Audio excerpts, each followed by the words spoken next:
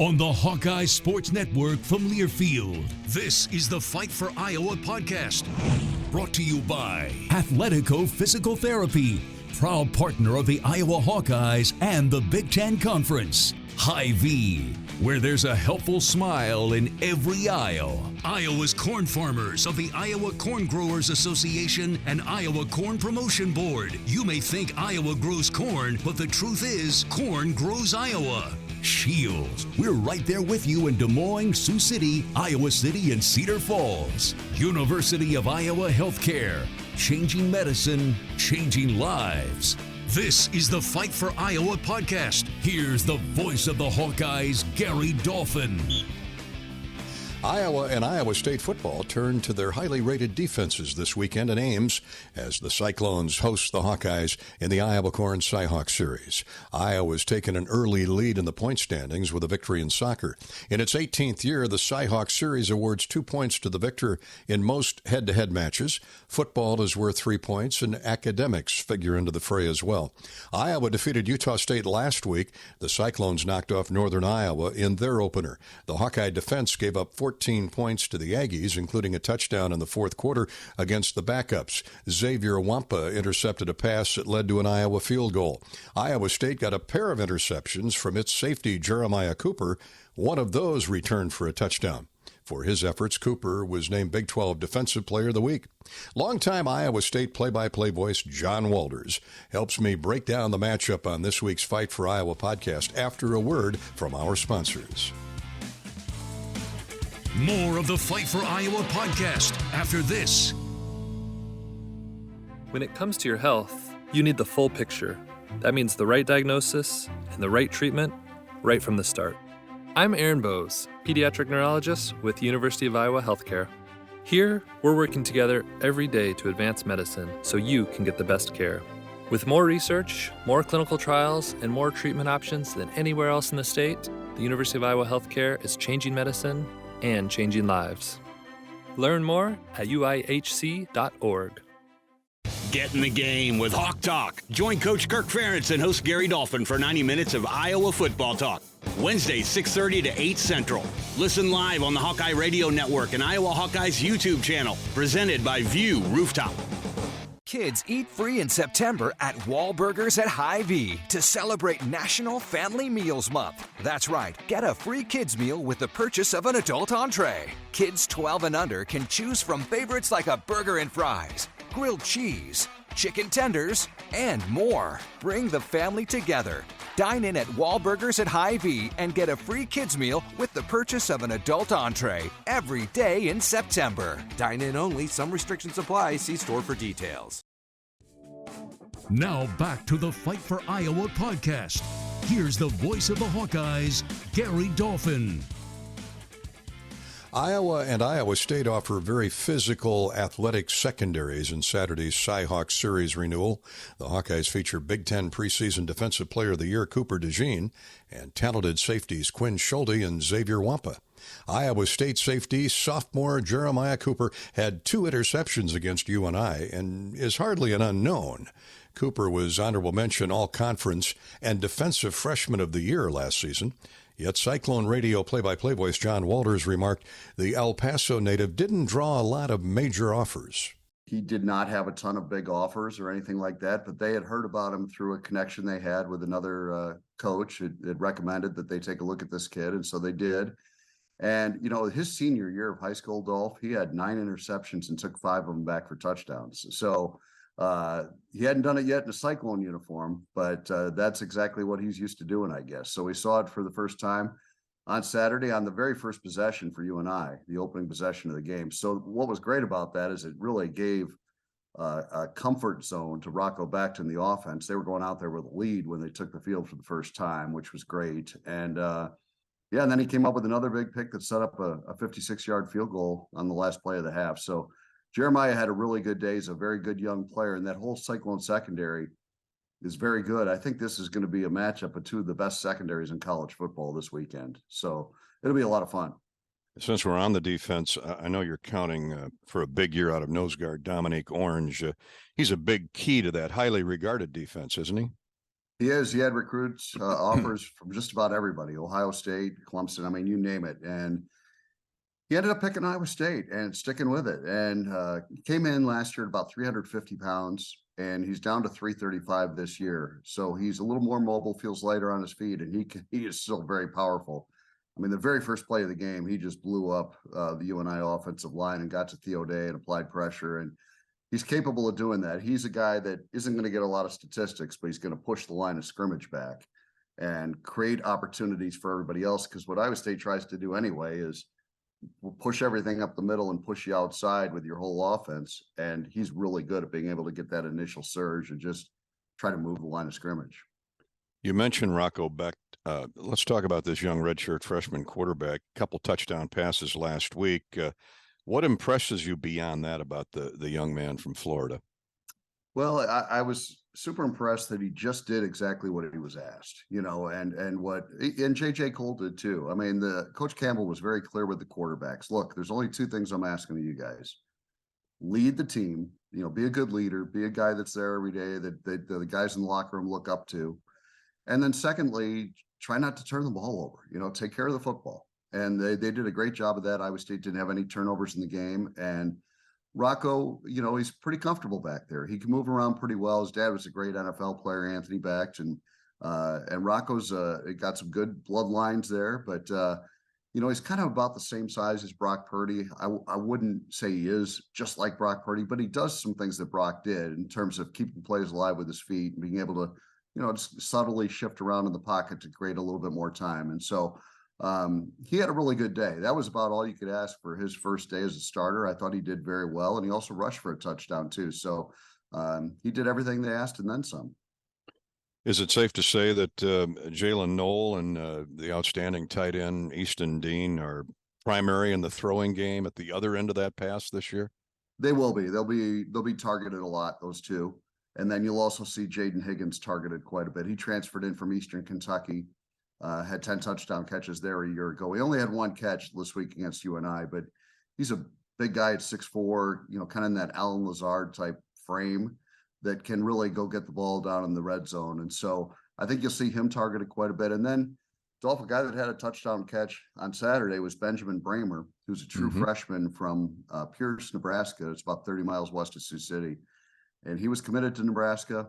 And when they had the coaching change, he reopened it. And Iowa State feels very fortunate to have this kid. He's going to be a terrific tight end for them. And so he caught his first career touchdown pass. He's a true freshman the other day. And I think he'll get targeted a lot too. So there'll be various guys that are able to catch the ball. They're going to spread it around a lot more. The last 3 years, Xavier Hutchinson had more catches than anybody in college football over that 3-year period. And I don't think Iowa State will be like that this year. I think it'll be more spread out among a bunch of different guys. And you won't see a guy with 100 catches this year for Iowa State. I remember you and I talking last year about that stable of young running backs you had. Most of them were freshmen, redshirt freshmen, and they're not much older now. Another year older though. But with Jarrell Brock no longer in the mix, are Cartavius Norton and Eli Sanders the logical picks, at least at this point? I think so. They'll be 1 and 2, but not far behind is Abu Sama, the freshman from Southeast Polk High School, who has really opened some eyes, had some great runs the other day. True freshman again. But yeah, and then they've got Carson Hansen, a true freshman who played some in that game, and AJ Harris transferred from Stanford, who was back on kickoff return. And I wouldn't be surprised to see him be involved. So they have 5 running backs they feel they can trust, but certainly Norton and Sanders are kind of right at the top with their experience. But I think the third guy most weeks will probably be Abu Sama, and you'll see quite a bit of him on Saturday. Well, in the end, week 1 out of the way, no turnovers like Iowa against Utah State. Too many penalties, but it was opening day. Both teams played a lot of young players seeing their first game action. So you take the victory and move on to Cyhawk week, huh? Absolutely. I think probably both coaches got just what they hoped for out of week 1, which is win the game first and foremost. Get to look at some of these guys, get some stuff on tape so you can go back and see what you have. You can't evaluate what you have until you play a game. You think you know what you have, but you really need that first game to evaluate what you really do have under the lights. And so I think they got that. And then at the same time, they came out. I know that from an Iowa State perspective, they came out of it pretty healthy. And then the last thing is go get better and have some areas where you can improve coming out of that game. And certainly there was no shortage of those. So I think that is kind of an ideal way to start it. You know, be satisfied with the win, but not satisfied, knowing that you can do a lot of other things better. And hopefully that's the kind of adjustments you can make from week 1 to week 2. Well said. Voice of the Cyclones, John Walters. John, thanks so much for your time on our Fight for Iowa podcast this week, and look forward to seeing you guys on Saturday. Looking forward to it, Dolph. Thanks for having me. And we'll be right back with more Fight for Iowa in just 1 minute. More of the Fight for Iowa podcast after this. You don't have to go to the game to get a game program. You can download it now by visiting the game day page on HawkeyeSports.com. That's right, the game program is now digital and it's free. So check it out. Get the roster, the stats, and fascinating stories about today's matchup. Just go to HawkeyeSports.com and click on Game Day. Hey, Hawkeyes fans, it's time to gear up for the season, so let's do it right. Jerseys, hats, hoodies, and more. Shields has everything you need to show your Iowa pride. Visit our fan shop online or in-store for the biggest and best brands in the game. You'll find the right gear to level up your team spirit with all the essentials for your pregame parking lot party. Shields, proud partner of Iowa athletics and football fans everywhere. Oh, you know that old injury of yours? The one in your knee or maybe back? Instead of going to the doctor and then doing physical therapy, why not start with therapy first? Athletico Physical Therapy is changing the whole healing process around. Their physical therapists will find the source of your pain and help fix it. Start with them and start living pain-free. Ah, just like that. It all starts with Athletico Physical Therapy. Schedule your free assessment at athletico.com. No prescription needed. Proud partner of the Iowa Hawkeyes. Upgrade game day with Hawkeye Village. Get game tickets, pregame extravaganza, all you can eat, drinks, and more. Perfect for groups or families. Limited availability. Call 800-424-2957 or email group-sales@hawkeyesports.com. Join the Hawkeye excitement at Hawkeye Village. Now back to the Fight for Iowa podcast. Here's the voice of the Hawkeyes, Gary Dolphin. The National Football League's 123rd season started Thursday night in Kansas City with the Super Bowl champions hosting the Detroit Lions. Lions rookie tight end Sam LaPorta feels he's ready for the next level. LaPorta got a lot of work in the preseason due to injuries at that position. Fearless and a solid route runner, LaPorta was a finalist for the John Mackey Award his senior year for the Hawkeyes. The NFL scouting report notes that LaPorta had a solid training camp. He finds ways to get open, catches in traffic, and gets yards after the reception. Sounds like his career as a Hawkeye. He would agree. I think all of those things, and then a lot of help from my teammates, most importantly. Yeah, blocking, as you learned your way at Iowa, is tantamount no matter what level you're playing at, huh?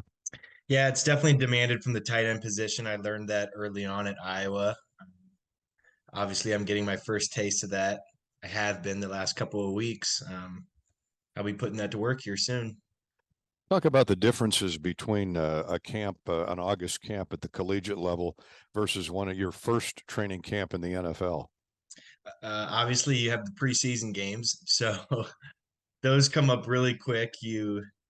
Let's see, I reported the 19th of July, and then it was the second week of August we had our first preseason game. So we really only got like 10 practices in before you're facing an opponent, which is quite a bit different than the collegiate level where you go the full month. But obviously it's physical. You have to take care of your body, and it's long, hot practices. That sounds about like Iowa City, at least in some vein. But, you know, I thought about the irony, or I'd ask you about the irony, and that the Lions traded T.J. Hawkinson to the Vikings before drafting you. But, you know, there have been so many outstanding tight ends to come out of the Iowa program that you guys are crossing paths quite regularly, aren't you? Yep, it seems like I show up every time TJ's on his way out of town. You know, I basically got TJ/Noah's scholarship in the tight end room when they left early for the draft in 2018 before I got there in 19. Then, yeah, and then he was traded away, or he left. Yeah, I guess he was traded last year. Like in mid-season to the Vikings. And, yeah, you know, it's so much more about salary cap in the NFL, as you know, or at least we'll learn. But yeah, speaking of salary, he just got a really big payday. I think that came out today or yesterday. I'm not sure, but he deserves it, Definitely. as you will going forward too, as all Iowa tight ends have in the past. I know you've communicated a lot with Dallas Clark, who attends a lot of practices. I'm sure he's helped you along the way in understanding not only your role at Iowa, but also in the National Football League. Certainly. Dallas was a great mentor for me at Iowa for the 4 years I was there. He definitely helped me with my transition, out of college football into the combine training process, the weeks leading up to the draft, what to expect.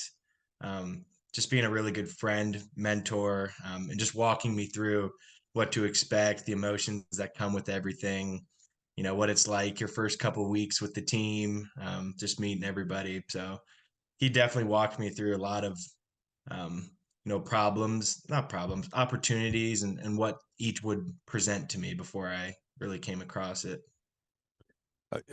Jared Goff's had a lot of success in the NFL. He got traded a couple years ago to Detroit.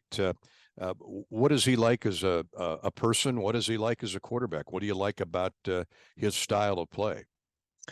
Well, first off, Jared's always goofing around in the locker room. He's always playing ping pong or pool with somebody. I don't watch too closely, so I'm not sure if he's winning or losing, but he's a great teammate in the locker room. And then specifically as a young player, he makes the game as simple as possible for me. This is what the OC is looking for. This is what I'm looking for, running routes, doing things in particular. So The uh, the system at Iowa, I guess the experience at Iowa, how did that help you in transitioning to the pros? And I know you're just getting started with your career, but playing for Kirk Ferentz, playing a pro style offense had to be helpful for you to some degree.